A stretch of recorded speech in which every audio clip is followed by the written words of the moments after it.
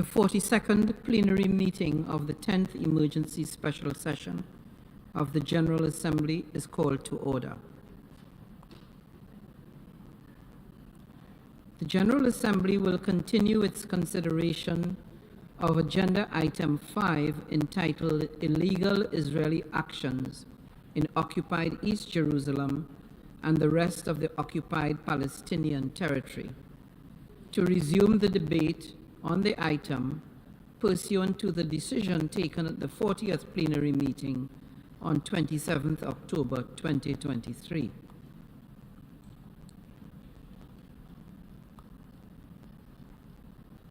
In that regard, I now give the floor to the distinguished representative of Chile.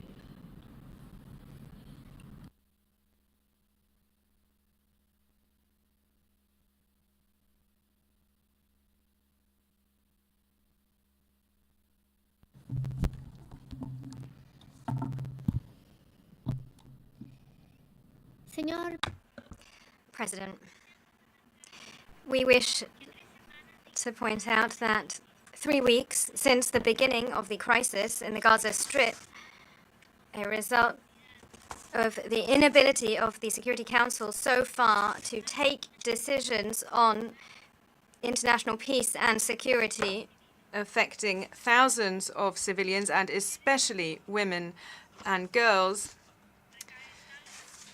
that this responsibility now falls to this General Assembly. For this reason, it is absolutely crucial that all members of this organization be able to agree on a clear message to put an end to this harrowing state of affairs. Chile supports the efforts of the Secretary General and various stakeholders to enable a resolution to this conflict. We highlight the work on the ground that he and the agencies of the UN system have been undertaking with a view to guaranteeing the peace and security of the entire population. We also highlight the diplomatic efforts that friendly countries and organizations have been pursuing in order to achieve a peaceful solution through dialogue between the parties involved. Chile has held a historical and consistent position as regards the peaceful settlement of disputes and recognition of the two states, Israel and Palestine, as well as the right of both to exist alongside one another in harmony within internationally secure and recognized borders with full respect to the human rights of all of their inhabitants. This solution, however, is very far from becoming a reality. This has taken a new turn since the terrorist acts perpetrated by Hamas on the 7th of October. We unreservedly condemn and unequivocally condemn the actions of Hamas, as we do any terrorist acts of violence and hostilities against a civilian population. We therefore also call for the unconditional release of all hostages held by this organization which has committed terrorist acts, and they should ensure the well-being and treatment of the hostages in accordance with international law. By the same token, we are concerned by Israel's military operation in Gaza. The use of force under the banner of the self-defense of a state that has been under attack should be guided by the principles of proportionality, differentiation, and precaution. However, in light of the facts, this is not being complied with. Since the 7th of October, there have been bombardments of public infrastructure, civilian housing, educational centers, health centers, and even installations of of UNRWA, the Agency of the United Nations for the Relief and Works Agency for Palestinian refugees. The impact of this on lives, on the destruction of families, has causing loneliness, orphans, the loss of faith and hope in life itself. These are just some of the consequences. There is no doubt that this will leave consequences on another generation, and there is no rationality in war. Indeed, violence cannot be resolved through further violence.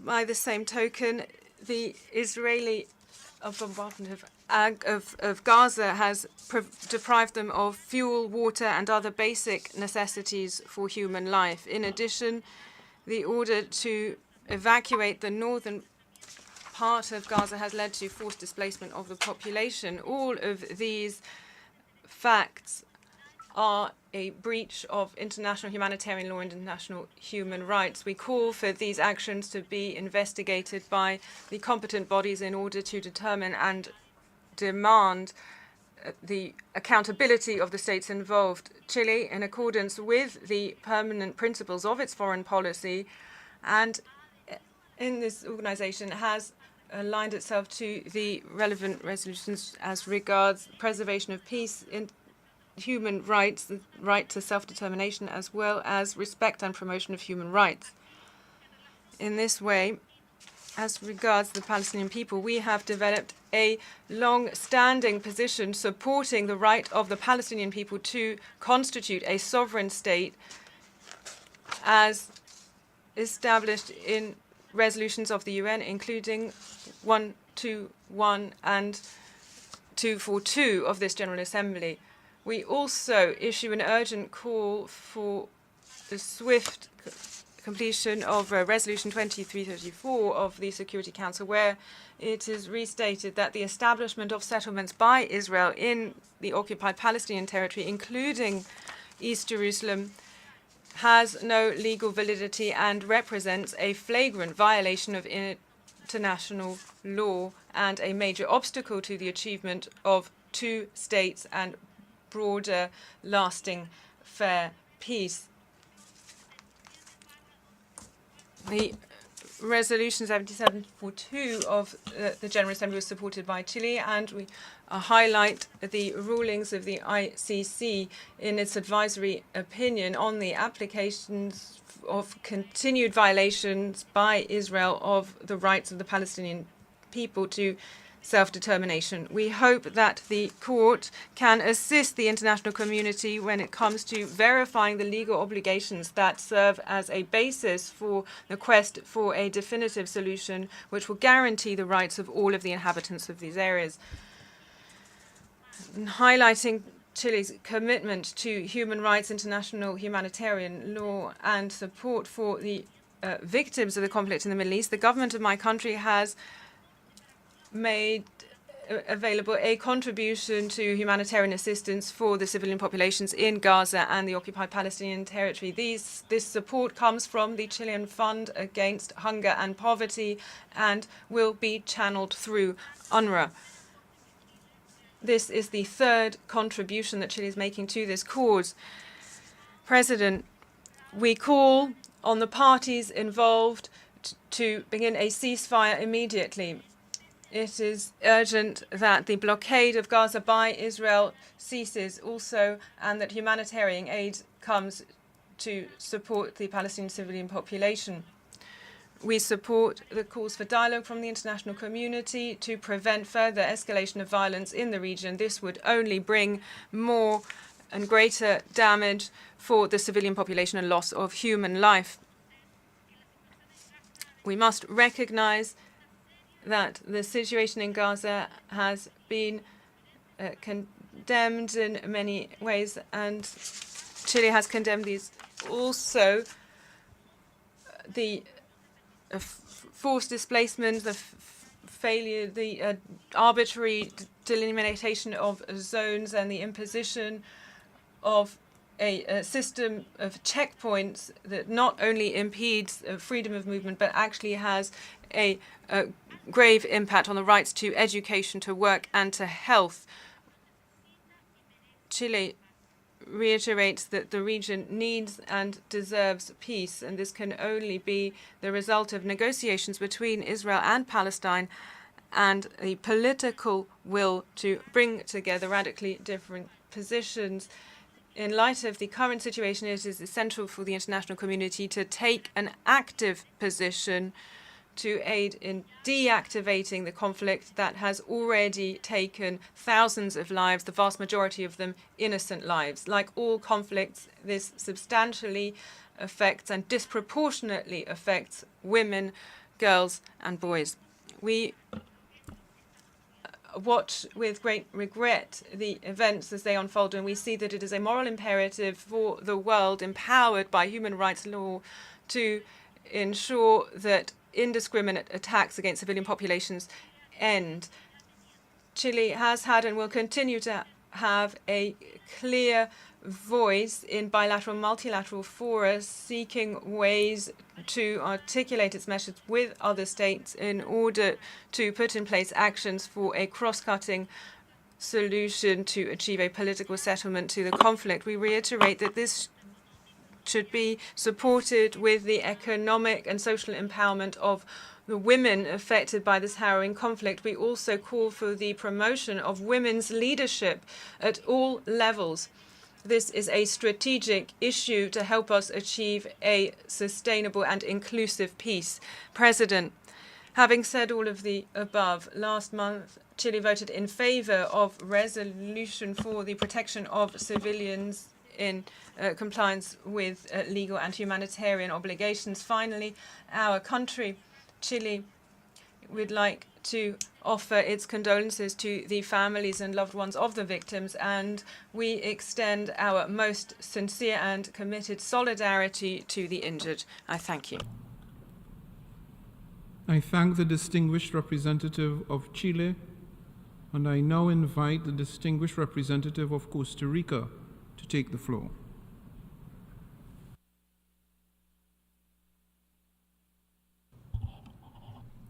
Señor Presidente. President, Costa Rica regrets that none of the draft resolutions considered by the Security Council have been adopted, despite clear efforts to address the very grave humanitarian situation. However, this General Assembly, through this emergency special session, is meeting to find lasting solutions to the emergency crisis in the Middle East that the Security Council seems once again to be able to offer a way out to. We regret that Canada's amendment was not adopted.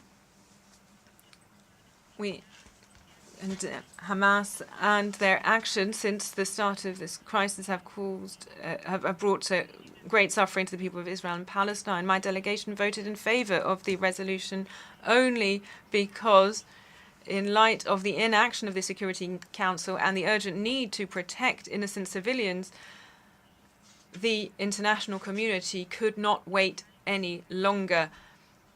But it is very clear Costa Rica reiterates its strongest condemnation of the terrorist attacks perpetrated by Hamas on the 7th of October. These actions have no justification whatsoever. Hamas has shown itself to be a terrorist organization with no consideration for the most basic principles of human rights. Our solidarity, our absolute solidarity, goes with Israel and to all victims since the beginning of the crisis. We recognize that Israel has the right to self-defense in light of the horrific attacks of the group called Hamas, which does not represent the Palestinian people. Hamas should release all of the hostages. It should put down its weapons. All of those involved in the actions of the 7th of October should hand themselves over and be judged for their genocidal acts. We also condemn the use by Hamas of people and civilian infrastructure, including hospitals and schools, as shields in infringement of international humanitarian law. We are deeply concerned by the escalation of violence, and we remind the parties of the obligation to adhere to international law, especially international humanitarian law, including the Geneva Conventions and its protocols, and customary international humanitarian law. Even in situations of conflict, there are rules. The most sacred of these rules is respect and protection for the life and security of all civilian people. The fundamental principles of international humanitarian law provide us with clear guidance in times of war. The principles of differentiation and proportionality are crucial. Access to humanitarian assistance is obligatory and it is urgently needed. The protection of civilians and those outside of combat is a very basic need. The specific vulnerabilities of the civilian population should be taken into account. A person with a physical disability cannot listen to an evacuation warning in the same way that a healthy person does and cannot follow the instructions in the same way. Also, children find that their fragility is increased in times of conflict. President Costa Rica notes with great concern the humanitarian tragedy that has resulted from the conflict. We stand in solidarity with all of the innocent victims, both in Israel and in Palestine. In accordance with the above, we wish to make the following calls urgently. First of all, we call again for the immediate and unconditional release of all of the hostages held by Hamas. Taking hostages in an armed conflict is a clear violation of international humanitarian law. The fact that amongst the hostages, we also know that there are boys and children and the elderly, makes this situation even more serious. Secondly, humanitarian access that is secure, swift and unhindered must be ensured. Humanitarian actors need guarantees of clear, practical and permanent access in order to assist a population that is in desperate need, including through humanitarian breaks and corridors when necessary. None of these elements can be conditional upon any of the others. All of these are humanitarian imperatives in their own right. Finally, we call for an immediate ceasefire against civilians. Our priority should be to avoid any further loss of life, of innocence, and any further suffering. Costa Rica also calls for transfer of conventional weapons to the zone of conflict to be suspended in accordance with Articles 6 and 7 of the Treaty on the weapons trade. These weapons can be used to commit or facilitate grave violations of international humanitarian law and human rights. The only way to bring us closer to a lasting peace is to avoid creating further innocent victims and preventing further escalation of the conflict. President Costa Rica underscores that the only sustainable solution to this crisis will be the establishment of two states that live in conditions of security under a just, lasting and comprehensive peace. Peace is possible, but it requires a firm commitment from all. I thank you. I should like to thank the distinguished representative of Costa Rica and now invite the distinguished representative of Maldives to take the floor.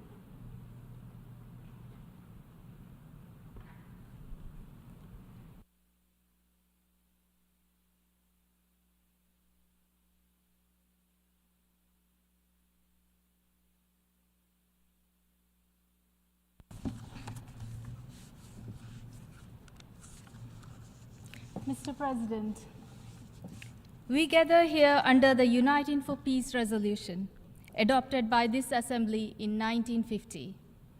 Each time that we have gathered under this resolution to address the issue of illegal Israeli action in occupied East Jerusalem and the occupied Palestinian territory, it is with profound shock that we are confronted with unrelenting images of human suffering.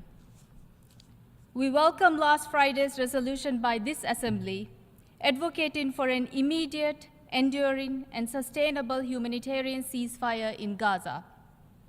We strongly urge the Security Council to unite and take resolute action to halt the violence against innocent civilians. Mr. President, the reality on ground is that of the 2 million residents in Gaza, half of them are children. 30% of those children are under the age of 10. And today, it is these young children that are suffering the most. Accepting the loss of these young lives as mere collateral damage is a severe breach of universally accepted ethical principles. It is a severe breach of international law, including the Geneva Conventions and the UN Convention on the Rights of the Child, the standards that reflect the global consensus that the lives of innocent children must be safeguarded at all costs. It is a severe breach of our shared human values and diminishes the moral integrity of any society that chooses to tolerate it. Mr. President, the Maldives was accepted to the United Nations in 1965 as its smallest member. In our very first statement to this esteemed assembly, our permanent representative stated, "Whatever the size of a country or its population, a free state can make a contribution to the cause of coexistence." These words, our commitment to the principles of United Nations Charter and our commitment to the rule of law continue to guide our work at the United Nations. This is why, though oceans apart, Maldivians remain resolute in our support for Palestinian people and the Palestinian cause. In this recent conflict, the Maldives has donated 2 million cans of tuna to the people of Palestine. Though modest, it is a gesture that underscores our enduring commitment and unwavering solidarity with the people of Palestine. The people of Maldives are also making financial contributions and organizing fundraisers to provide support to our brothers and sisters in Palestine. We will continue to speak up for the Palestinian people, for the Palestinian cause, and for peace in the region. Our support is driven not only by our principles, but also by a moral obligation. We once again reaffirm our unwavering support for the Palestinian people in their legitimate quest for their inalienable rights, including self-determination. We are resolute in our belief that enduring peace can only materialize through the creation of a sovereign Palestinian state founded on pre-1967 borders and with East Jerusalem as its capital.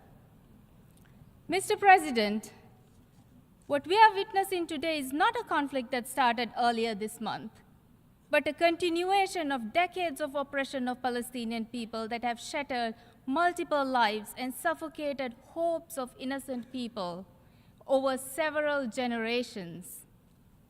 We firmly believe in equal application of the rule of law among all states. Accountability must be enforced for violations of international and humanitarian laws, eschewing selective justice. This conflict is therefore not merely a legal issue. It is a fundamental matter of justice. But we have witnessed selective justice in play throughout this crisis. The evident double standard in the global narrative of this protracted conflict is concerning. The partiality, knowingly or unknowingly, serves to dehumanize and minimize, enabling and even justifying indiscriminate violence and further marginalizing the Palestinian perspective. Mr. President, the settlement of Israel-Palestine conflict is one of the major issues in which the United Nations Security Council has repeatedly failed. It has failed to take unified stance against acts of violence and hostilities directed at civilians, and the protection of medical and humanitarian personnel as stipulated by international humanitarian law. These failures undermine the Council's legitimacy. We take this opportunity to emphasize the urgent need for reform of the Security Council to ensure its continued relevance and effectiveness in upholding global peace and security.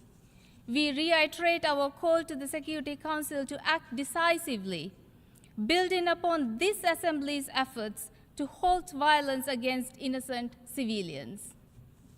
Mr. President, the rapidly escalating crisis in Gaza has reached an alarming point, demanding urgent and immediate action.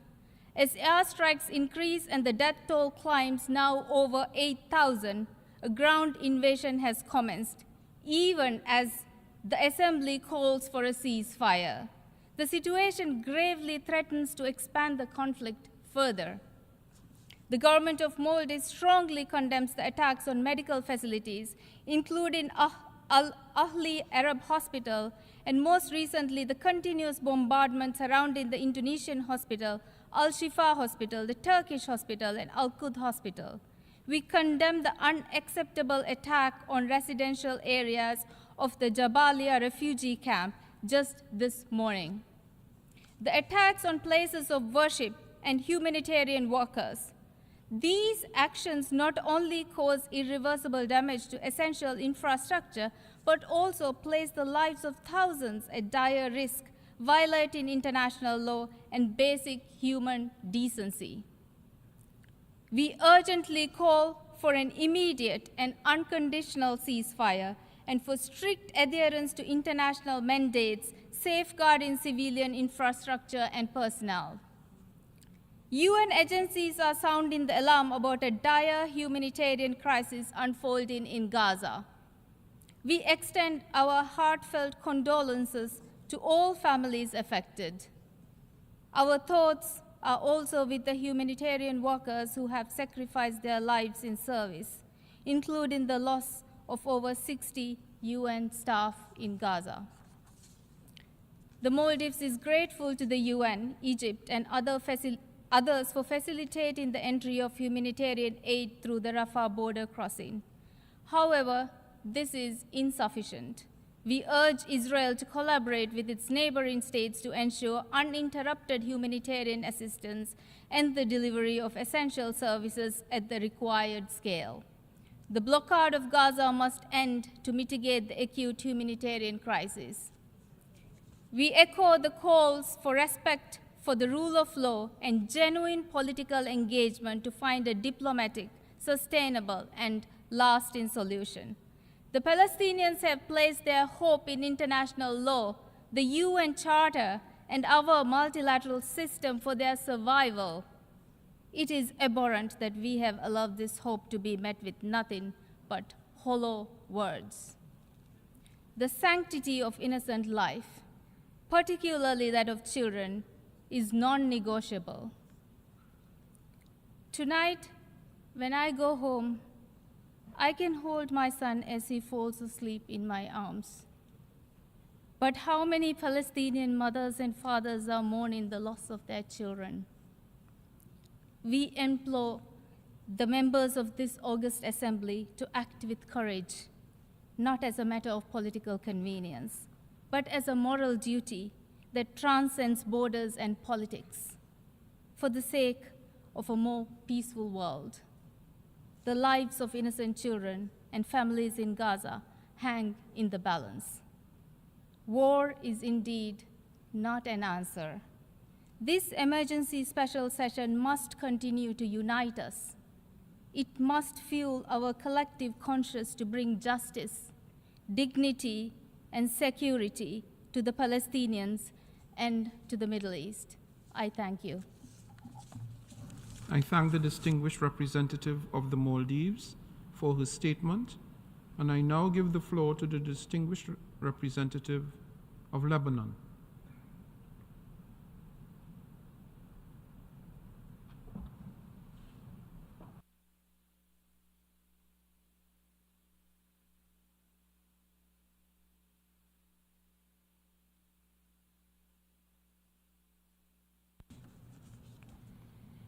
السيد الرئيس.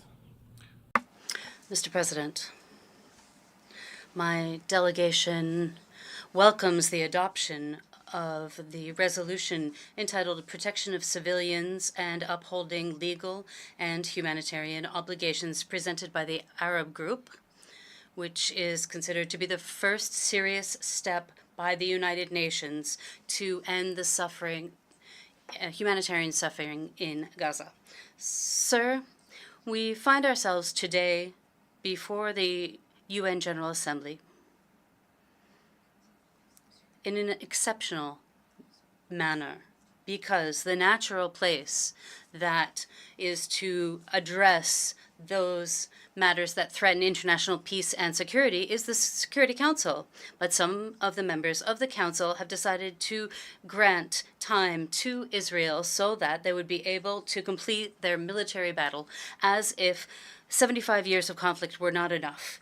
And is enough to complete the Israeli plan to displace Palestinians from the land and replace them with other illegal settlers.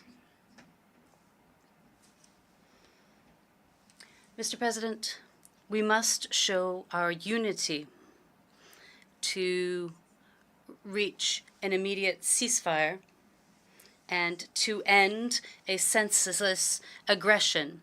We must open safe corridors to deliver basic goods for the relief of civilians in besieged Gaza. Also, we must rescue the wounded and save those lives that can be saved. We must also block any project of forced displacement of the Palestinian people. Palestine is the only natural place for these inhabitants. Mr. President, the Israeli-Arab conflict, for which many international resolutions have been passed without being implemented by Israel, is not a new conflict. Its repercussions will not end if there is no sincere will to resolve it. Experience so far has shown that this issue will not be resolved unless the international community assumes its responsibilities by pressuring Israel to implement the relevant international resolutions and compel it to withdraw from occupied Arab territories, and also to recognize the Palestinians' right to exist and live in their own independent state within these 1967 borders, with East Jerusalem as its capital. Otherwise, this struggle will continue for generations and generations after us. Mr. President, the ongoing Israeli attacks on Lebanon, affecting peaceful villages along the border, have forced more than 20,000 Lebanese to flee their homes in search of safety and security. The repeated attacks on the Lebanese army and UNIFIL positions do not discriminate between military personnel, civilians, journalists, and aid workers. And the use of internationally banned substances such as white phosphorus are flagrant violations of international resolutions, Resolution 1071, and international humanitarian law. Sir, these Israeli violations, which Lebanon has been witnessing for the past 3 weeks, are added to Israel's record full of violations against Lebanon's sovereignty and land, part of which is still occupied in the Sheba farm area, in Kafra Shuba, and the outskirts of the town of Al-Mari, which includes, in part, the urban expansion of the village of Gashar. We call on the international community to pressure Israel to stop its destructive aggression and repeated violations, and its constant fraud. Mr. President, Israel is launching a major aggression against the Gaza Strip from the air, sea, and land. The certain result is thousands of innocent civilians will become victims, and therefore it is imperative that we act immediately. This is a responsibility shared by all countries to stop the bloodbath that does not distinguish between an infant, a mother, or an older person. We must beware any plans to spread chaos and internal disputes within the Palestinian areas. Today, the world is facing two choices: either remain silent about the transformation of Gaza into a mass grave of more than 2 million Palestinians, or immediately stop this war and start the path of a political solution based on UN resolutions. Mr. President, from this international rostrum, Lebanon calls for an end to the deaths, to the exoduses, the massacres, before it's too late. I thank you. I should like to thank the distinguished representative of Lebanon, and I now give the floor to the distinguished representative of Yemen.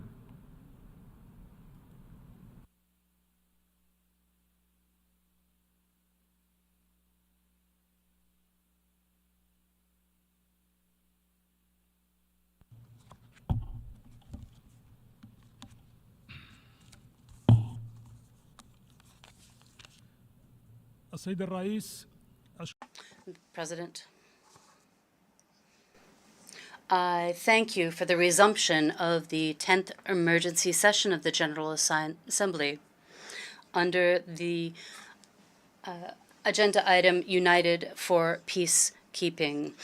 We align ourselves with the statement made by His Excellency the Deputy Prime Minister and Minister of Foreign Affairs of Jordan on behalf of the Arab Group, and the statement delivered by the representative of Mauritania on behalf of the Organization of Islamic Cooperation.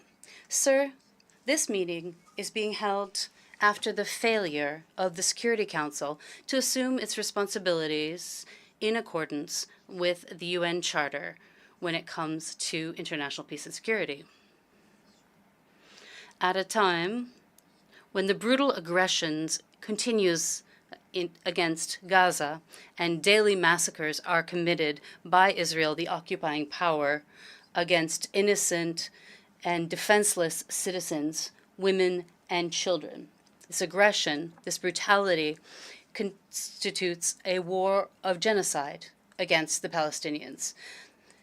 The Yemeni people condemn with the strongest terms possible the brutal and continuous Israeli aggression on Gaza and the destruction of infrastructure and the targeting of civilians, especially women and children, without discrimination. And this, we also condemn the cutting off of electricity and food and medications from the civilian population. This is a full-fledged war crime, a crime against humanity, and a flagrant violation of international law and human rights and international humanitarian law, as well as all international norms and standards. We wish to express our deepest condolences to the martyrs and their families, and we share our best wishes for a speedy recovery for the wounded.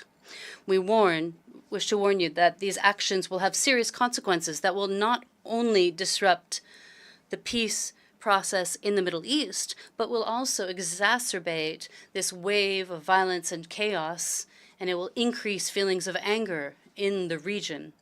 This will give terrorist and extremist groups more reasons to spread bloodshed throughout the region and the world. We're meeting today when Gaza has paid with the blood of its sons and daughters.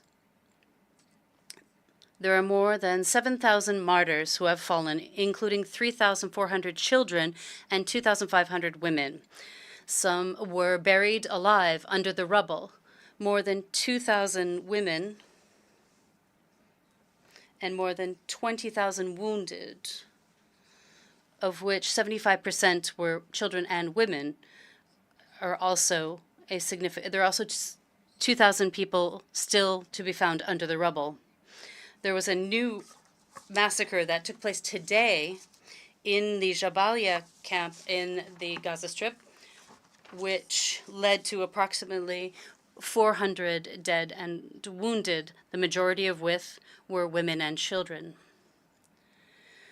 Today, we're meeting when Israel, the occupying power, has destroyed hospitals, health centers, schools, mosques, and churches. We are meeting today while Israel is destroyed a third of the Gaza Strip already and is razing its buildings to the ground. We meet today while Israel has stopped the provision of fuel, electricity, and food to 2.5 million people.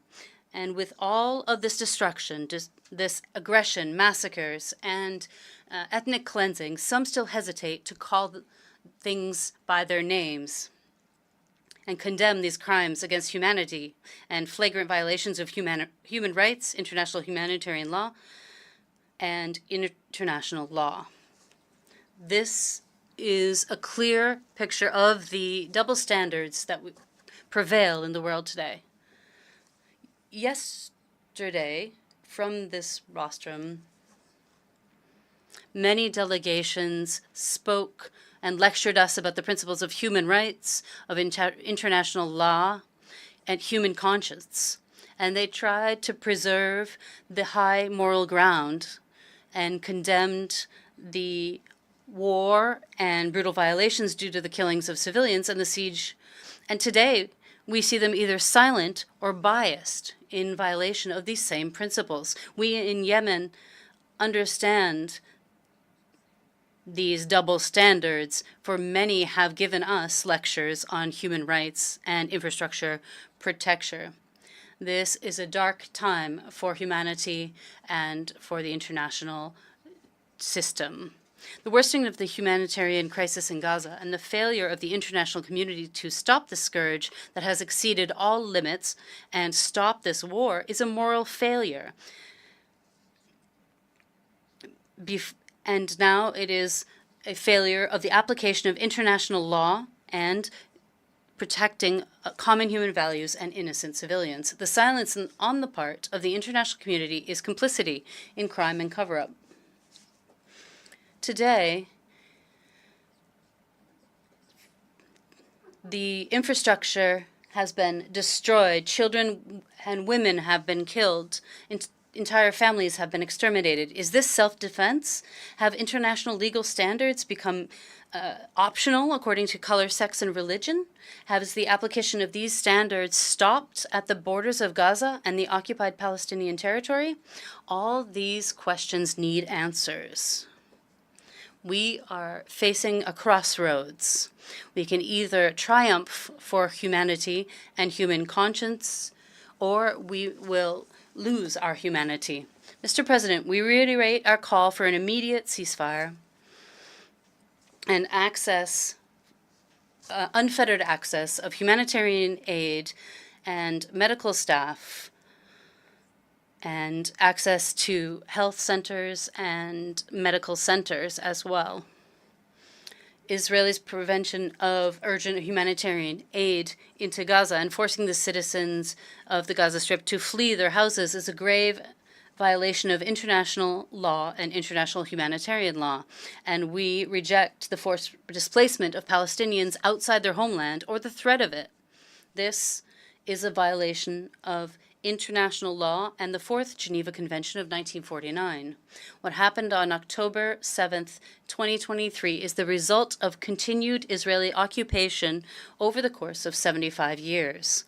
Therefore, a just and comprehensive peace is the only way to end this conflict, strengthen security and stability in the region, and establish an independent and sovereign Palestinian state on the borders of June 4th, 1967, with East Jerusalem as its capital, in accordance with the resolutions of international legitimacy and the Arab initiatives.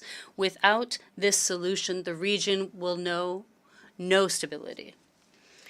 Sir, allow me to wonder how much blood how will be spilt before the public conscience awakens and stops this. If the international conscience is unable to win for the innocent Palestinians, then at least it has to triumph, or this will be a failure for humanity in the 21st century.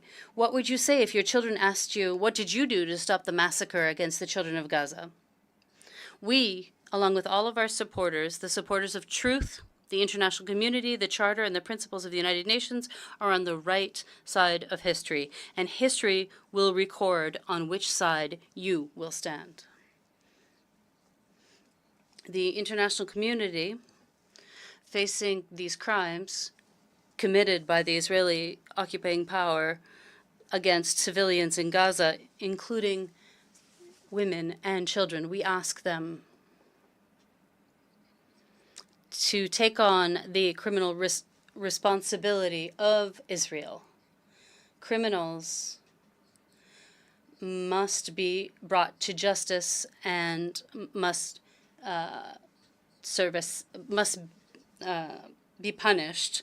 The principles of humanity, justice, independence, and international law will prevail and triumph, and force will not triumph over the power of right. In conclusion, we thank all member states who voted in favor of the draft resolution of the General Assembly, which focused on the importance of stopping the war and protecting civilians, and to allow the arrival of humanitarian aid in a rapid manner, and to respect international legal constraints. I thank you. I should like to thank the distinguished representative of Yemen, and I now give the floor to the distinguished representative of Somalia.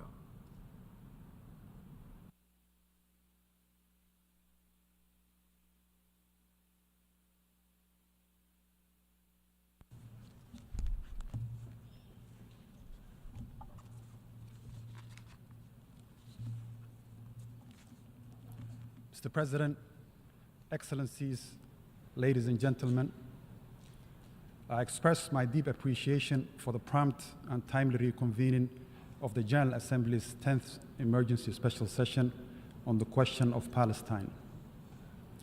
A time yet another tragically marked in the long history of the Palestinian people, who continue to be under occupation for half a century. We align ourselves with the statement delivered on behalf of the Arab Group and the Organization of Islamic Cooperation by Jordan and Mauritania, respectively. The ongoing conflict has resulted in countless lives being lost and a humanitarian crisis that can no longer be ignored. At the outset, I would like to begin by expressing my heartfelt condolences to the Palestinian people and government over the loss of thousands of innocent civilian lives, including women and children of Al-Ahli Arab Hospital, and offer my wishes for the speedy recovery of the injured ones. I pray Almighty God to bestow His strength and resilience on the people of Palestine.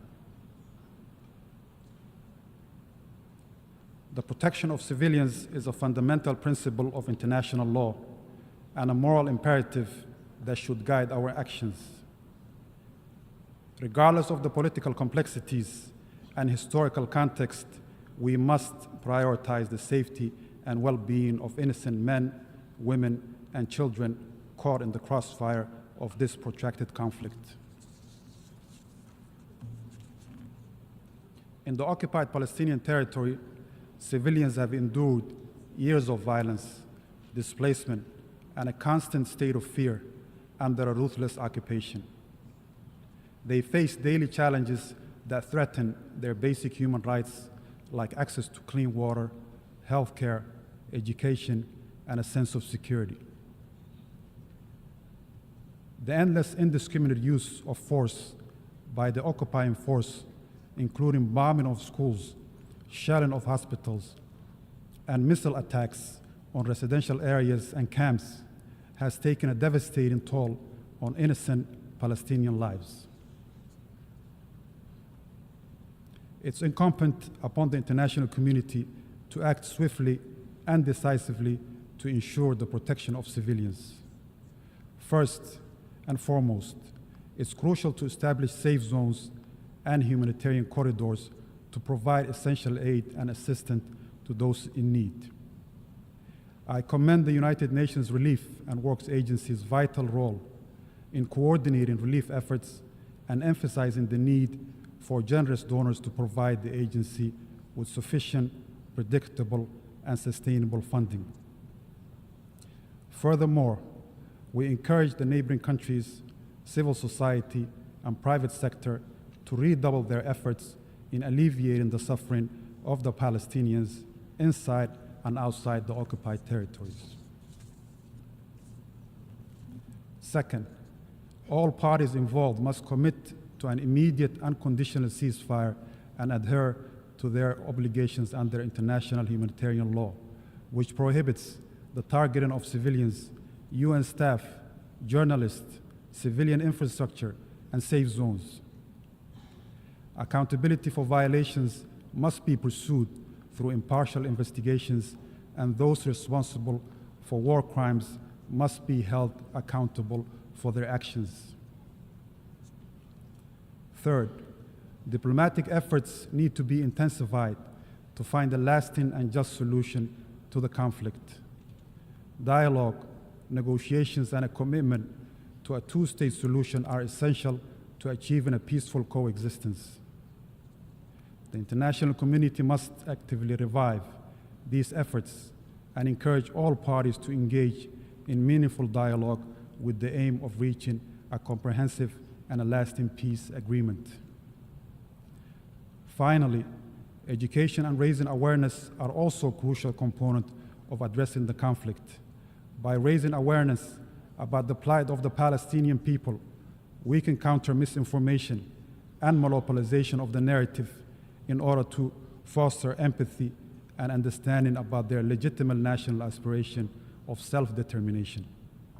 Educating ourselves and future generations about the historical and political context of this conflict can help break down stereotypes and prejudice while achieving a more balanced and nuanced understanding of the situation.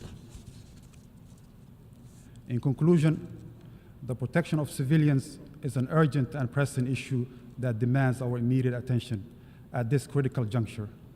We must advocate for the respect of international law, establish safe zones, raising awareness about the plight of the Palestinians, and pursue diplomatic solutions to end the conflict. I reiterate that the only viable option for the resolution of the long-standing conflict is the end of the occupation of the Palestinians and the full recognition of a free, sovereign, and independent Palestine with East Jerusalem as its capital in accordance with relevant resolutions of the Security Council and the General Assembly. Somali government and its people will continue to support and stand in solidarity with the Palestinian people and government in their unwavering pursuit of their legitimate rights, including to live in peace within secure and internationally recognized borders. I thank you, Mr. President. I should like to thank the distinguished representative of Somalia, and I now give the floor to the distinguished representative of Mexico.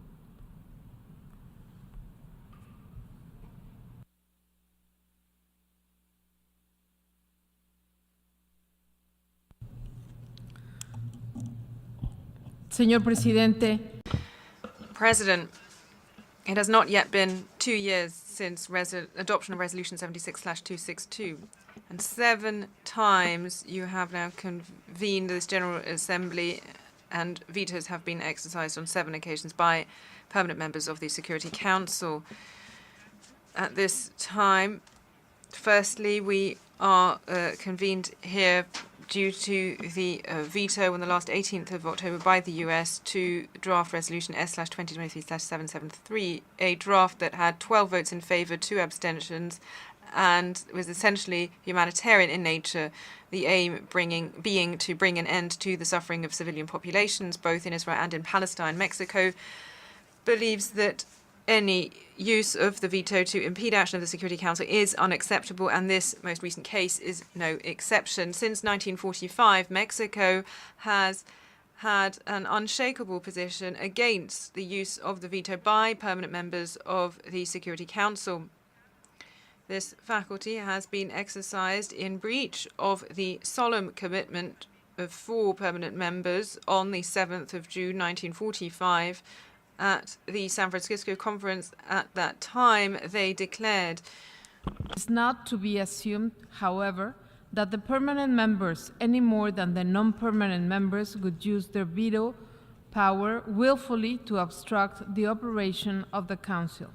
The reality has regrettably been rather different.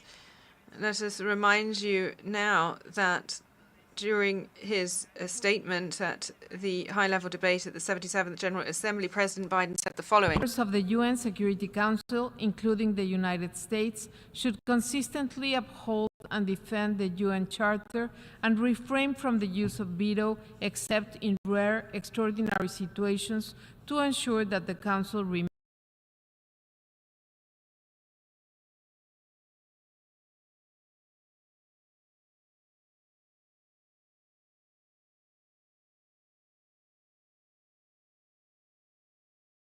credible and effective. Es lamentable. It is regrettable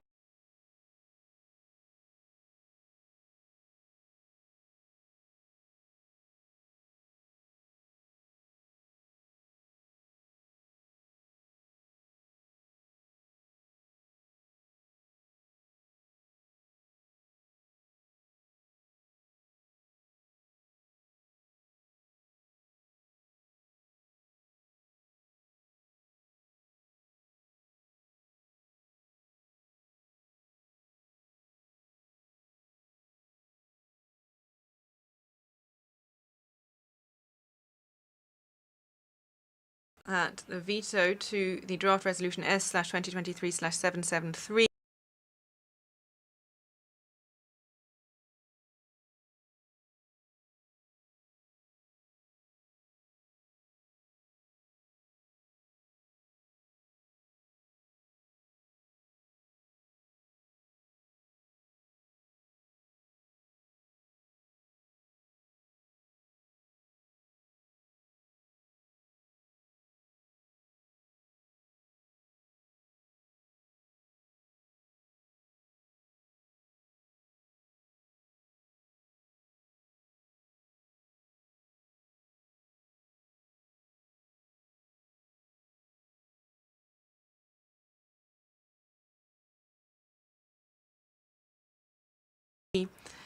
has cast doubt precisely